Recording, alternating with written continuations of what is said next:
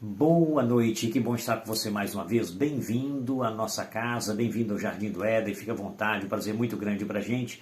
Os momentos nós vamos estar juntos. Hoje nós vamos ver sobre a lei da liberdade. Tem muita gente que está vibrando, oba, liberdade, todo mundo está querendo isso aí. Muito bem, é exatamente a lei da liberdade que nós vamos falar. Inclusive, por sinal, um tema que há muito tempo. Aliás, eu nunca falei sobre esse assunto, então é uma boa ocasião. Sempre tem a primeira vez. E eu devo dizer que, para a gente entender sobre a lei da liberdade, você vai ter que ficar até o fim, porque vai ser no finzinho que nós vamos fechar com chave de ouro para você entender por que a lei da liberdade. Agora, de coração, o meu muito obrigado para você que já é inscrito em nosso canal.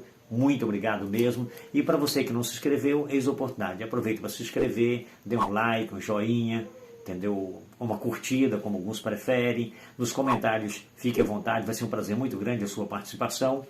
Também devo dizer que compartilhe, porque está nos ajudando a ajudar muitas outras pessoas. Coloque nas redes sociais, nos seus grupos, onde você achar melhor, contanto que o maior número de pessoas possam ser beneficiadas com esse conteúdo que vai ser benéfico.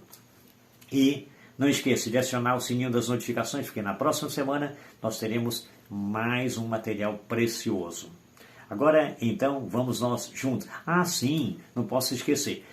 No final desse vídeo, na descrição, eu vou colocar o link do vídeo anterior, que foi a excelência no atendimento. Por sinal, é um vídeo que ajuda em vários aspectos da vida, na profissional, na vida social, na vida familiar, na vida espiritual. Ele é muito benéfico e você vai gostar. Por isso nós fizemos questão de falar, de colocar à disposição e de avisar.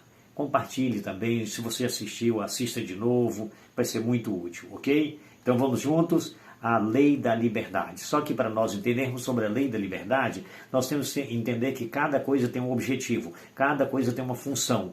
E se nós entendermos a função de cada coisa, vai facilitar. Isso é muito bom, é muito útil, muito importante. Agora, é bom a gente ter uma abertura e nós vamos usar o trânsito como uma ilustração bem prática para a gente conduzir os nossos pensamentos até chegar na lei da liberdade. Para você ter uma noção, a importância da lei do trânsito. Dê uma olhadinha nessa gravura e você verifica carros descendo, carros subindo, vindo de todos os sentidos, não tem semáforo. Então há um tumulto. Nesse quadro aqui, nessa imagem, não tem como. A situação é desagradável, é terrível. Não há como prosseguir e não há como voltar.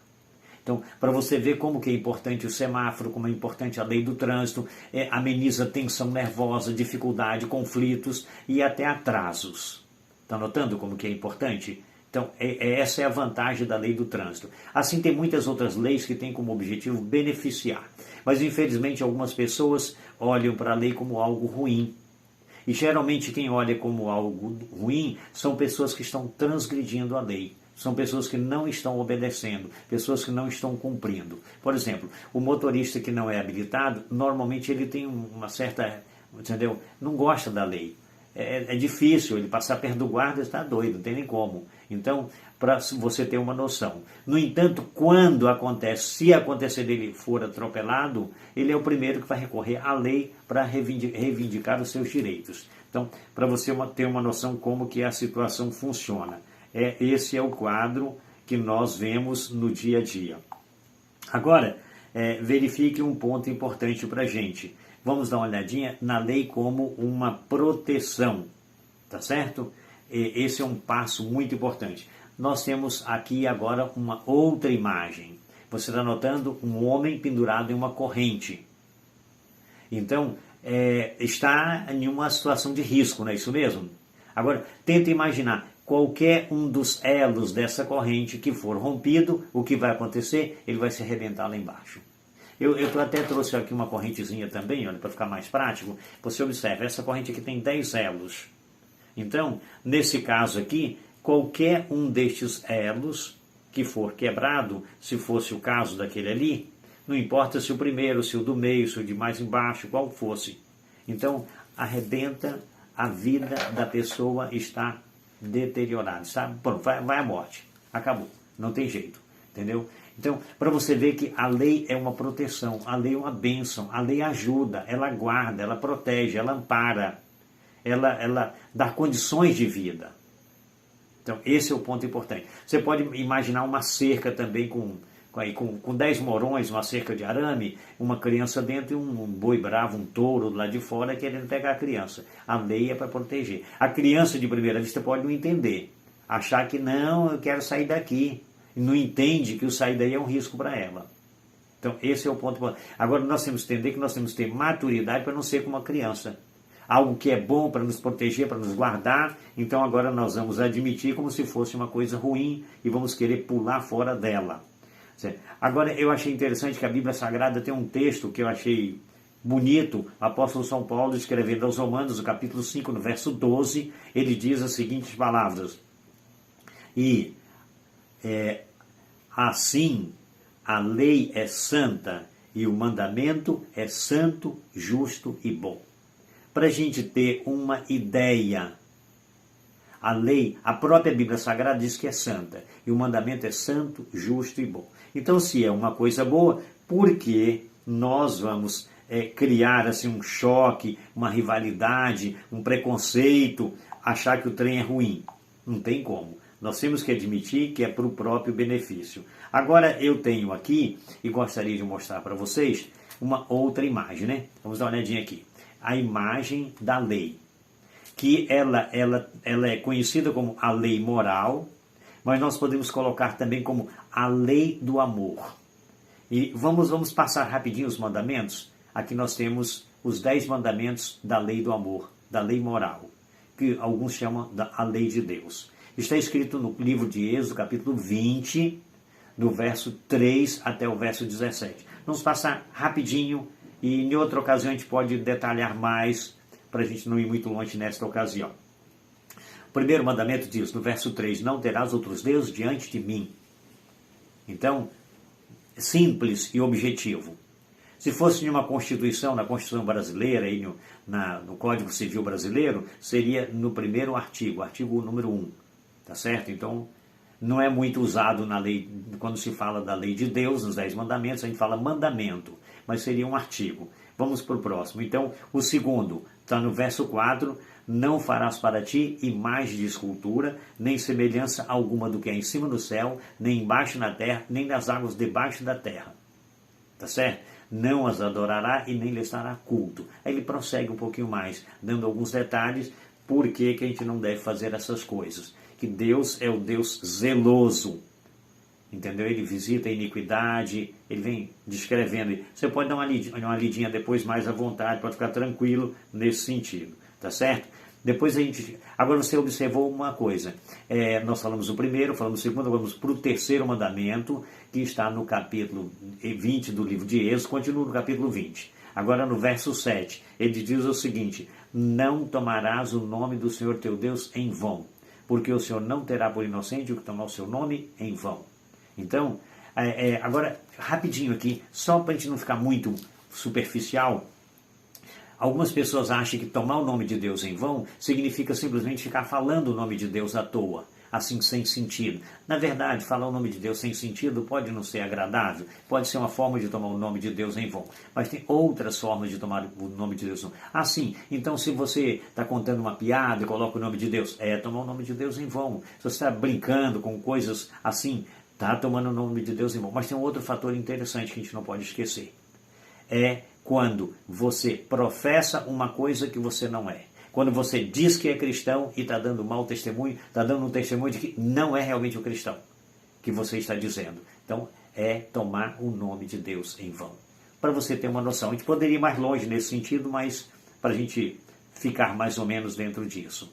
Agora, você vai observar uma coisa. Esses 3 primeiros mandamentos, os 3 primeiros mandamentos estão na parte do lado direito dessa tábua, como você está vendo aí, ó. São 2 tábuas, na primeira está os 4 primeiros mandamentos, os 3 são, a gente pode dizer o seguinte, imperativo negativo, não terás outro Deus, não farás para ti imagem, não tomarás o nome do Senhor teu Deus em vão. Agora, o 4º mandamento não é um imperativo negativo, é um imperativo afirmativo. E interessante que ele diz, lembra-te do dia do sábado para o santificar. 6 dias trabalharás e farás toda a tua obra, mas o 7º dia é o sábado do Senhor teu Deus, não farás nenhum trabalho. Aí ele continua descrevendo e ele fecha no verso 11 dizendo, porque Deus criou os céus, a terra, o mar e tudo nele há. E por isso o Senhor descansou, abençoou e santificou o dia do sábado. Então, para você ter uma noção, é bom você pensar um pouquinho no seguinte. Aqui é um afirmativo, é um imperativo afirmativo. Por quê? Deus sabia que as pessoas iam esquecer. E aí ele chama atenção para isso. Agora, não é simplesmente para guardar o sábado, é para santificar. É mais profundo do que se imagina. Tem muitas pessoas que estão guardando, mas não é só guardar, é santificar. É bem mais, é mais do que você imagina. Pensa, faça uma avaliação da sua vida, se você está guardando ou se está santificando, ou se você não está fazendo nenhum dos dois. Então pensa um pouquinho. Deus está te dando uma grande oportunidade para você tomar o conhecimento nessa questão. Então, você observa um outro fator importante. Nessa primeira tábua, são 4 mandamentos, e esses 4 mandamentos estão relacionados o ser humano com Deus. Tá certo? Não ter outros deuses, não fazer imagem, não tomar o nome de Deus em vão e santificar o dia do sábado. É o relacionamento do homem com Deus. Na outra tábua, você vai observar o seguinte. Então, são 6 mandamentos, não são 4. São 6. E nessa outra é o relacionamento do homem com o homem. Agora não é o homem com Deus, é o homem com o homem. E ele começa dizendo a seguinte palavra. Assim como a primeira tábua fechou com o imperativo afirmativo, a segunda tábua vai abrir com um imperativo afirmativo. Tá certo? O 5º mandamento, no verso 12 da Bíblia Sagrada, diz assim: honra a teu pai e a tua mãe, para que se prolongue os teus dias na terra que o Senhor teu Deus te dá. Então, você está notando que agora é um imperativo afirmativo? Honra, obedece, respeita. Isso é para o seu bem, é para os seus dias, é para a sua alegria, é para a sua felicidade, é para a sua longevidade. É o que está escrito aí. Para que se prolongue os teus dias na terra. Está notando como que é? Então, agora, o pai é o seu próximo, mais próximo praticamente. Está notando? Então aí nós chegamos no 5º mandamento, honra teu pai e tua mãe. No 6º que diz, não matarás. No 7º, não adulterarás. No 8º, não furtarás. No 9º, não dirás falsos testemunhos contra o teu próximo. Esse é um ponto que pega muito grande mesmo. Entendeu? Porque no Apocalipse diz que os mentirosos não entrarão no reino do céu.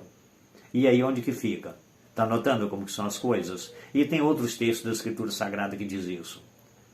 Pensa um pouquinho. Os mentirosos, os que dão falso testemunho, é um crime, é uma situação desagradável. Então, temos que pensar. E o 10º, não cobiçarás. Agora, verifica o seguinte, interessante, parece tão simples, né, não cobiçar, mas Deus, quando deixou esse mandamento, ele tinha um propósito, uma questão para amenizar o sofrimento do ser humano, porque são 2 pontos que a cobiça leva de cheia. Uma a cobiça pode levar ao furto. Está notando? A cobiça pode levar também ao adultério. Então, você se resguarda dessas 2 coisas se você não cobiçar. Respeita as coisas alheias. Não vá muito distante. Não fica contemplando com intenção de usurpar. Então, esse ponto é importante. Aqui, agora você vê o seguinte. Então, na primeira tábua de pedra, que tem os 4 mandamentos, é o homem com Deus. Na segunda, que tem os 6 mandamentos, é o homem com o homem. Por isso que no Evangelho de São Mateus, no capítulo 22, no verso 37 e 38, quando perguntaram a Jesus, eles perguntaram qual é o grande mandamento da lei de Deus. Jesus diz no verso 37 e 38 assim: amarás ao Senhor teu Deus de todo o teu coração, de toda a tua alma e de todo o teu pensamento. Esse é o primeiro e grande mandamento. Então, se você ama a Deus, você vai seguir, você vai obedecer. É uma expressão de amor. Isso aí. Está notando como que é? Simples. E depois ele prossegue no verso 39 dizendo: e amarás ao teu próximo como a ti mesmo. Então, aí, e ele diz, aí está. Ele diz, e o outro semelhante. Esse é o primeiro, amar a Deus sobre todas as coisas, é o primeiro e grande mandamento. Está no verso 37 e 38, capítulo 22 de São Mateus. E no verso 39, você vai encontrar um mandamento semelhante ao grande. Se é semelhante ao grande, é porque é grande também. Dá para você entender isso? E qual é o semelhante ao grande, que é grande também? É do mesmo tamanho, então. É amarás o teu próximo como a ti mesmo. E se você ama o teu próximo, é simples. Você vai honrar o pai, você não vai matar, você não vai adulterar, você não vai furtar, você não vai mentir e você não vai cobiçar. Por amor ao próximo, se você ama uma pessoa, você vai adulterar com a mulher dele? Não tem lógica. Então, se você ama o próximo, você vai furtar alguma coisa dele? Não, não tem lógica. Por isso que os escritos sagrados dão essa linha de pensamento. Agora, pensa também no seguinte. Aí você vai encontrar no livro de Êxodo, capítulo 31, no verso 18, que diz as seguintes palavras: e tendo acabado de falar com Moisés, deu as 2 tábuas do testemunho, tábuas de pedra escrita pelo dedo de Deus. Então, fator importante, essa lei é tão preciosa que ela foi escrita pelo próprio Deus, com seu dedo. Então, não foi o ser humano inspirado pelo Espírito Santo, não. Deus fez questão de escrever, e em tábuas de pedra, para ninguém alterar, para ninguém mudar. Acompanha o raciocínio, dá para entender, e em 2 tábuas, porque em uma você entendeu o relacionamento do homem com Deus, e na outra o homem com o homem. Dá para a gente acompanhar mais ou menos essa linha de pensamento. Agora, em Romanos capítulo 7, no verso 14, nos diz a seguinte palavra. Porém, aqui diz o seguinte: porquanto bem sabemos que a lei é espiritual. Então, a lei é espiritual. Esse é o primeiro passo que é integral. Mas eu, diz o apóstolo Paulo, sou carnal, vendido pelo pecado. Então, a lei é espiritual. Aí você fala assim, mas ninguém pode guardar a lei? Não, claro que não, se ele for carnal. Mas se ele for espiritual, claro que pode. Em Gálatas capítulo 5, verso de 22 e 23, nos diz assim. 5, mas o fruto do Espírito é amor, alegria, paz, longanimidade, benignidade, bondade, fé, mansidão e domínio próprio. Dá para sentir? Então, se você estiver no Espírito, é claro que você vai conseguir, porque você vai estar no Espírito e a lei é espiritual. Então, harmonia. Agora, se você estiver, de acordo com Gálatas 5, verso 19 a 21, tá certo? Aí você vai estar na carne. Aí é briga, é intriga, é crime, é furto, é bebedice, é pornografia, é tudo que não presta. Então, tem como guardar a lei se estiver na carne? Não. Então, mas se estiver no Espírito, tem como? Tem. Então, você tem que admitir uma coisa. Você tem como fazer se você estiver em Espírito. Se você estiver com Deus. Se você estiver baseado em 1 Tessalonicenses capítulo 5, verso 17. Orando sem cessar. Orai sem cessar. Vigiando. Então, tem condições sim. Deus nunca ia pedir uma coisa para você que você não tivesse condições de fazer. Então, esse é o ponto importante. Então, se eu levar a sério e estiver permanente nas mãos de Deus, o inimigo não toca. Ele não me leva ao pecado. Se eu cair, é porque eu me afastei de Deus. Esse é o problema importante. Verifique em 2 Coríntios, capítulo 5, verso 17, diz assim. Aqui fala assim. Assim que se alguém está em Cristo, é nova criatura, e as coisas velhas já passaram. Eis que tudo se fez novo. Então, você está em Cristo, as coisas velhas, as mentiras, as coisas que não prestavam, tem que deixar, meu filho. Como que você vai dizer que está em Cristo e continua fazendo as mesmas coisas que fazia antes? Não, tem erro nisso. Então não está em Cristo, não. Pensa um pouquinho nessa situação, tá certo? Então, vamos levar o negócio a sério. Deus fala uma coisa, entendeu? Você não vai guardar a lei para ser salvo. Você vai guardar a lei por amor. Evangelho de São João, capítulo 14, no verso 15, diz assim: se me amares, guardareis os meus mandamentos. Você ama a Deus? Ama?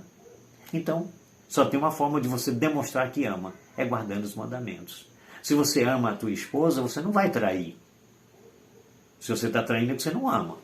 Você ama mais a outra, então. Está notando? Então, se você ama a Deus, você vai guardar, você vai obedecer. Eu entendi que a lei é para o meu benefício. Quando eu obedeço à lei, eu estou resguardado de uma série de situações. Está notando?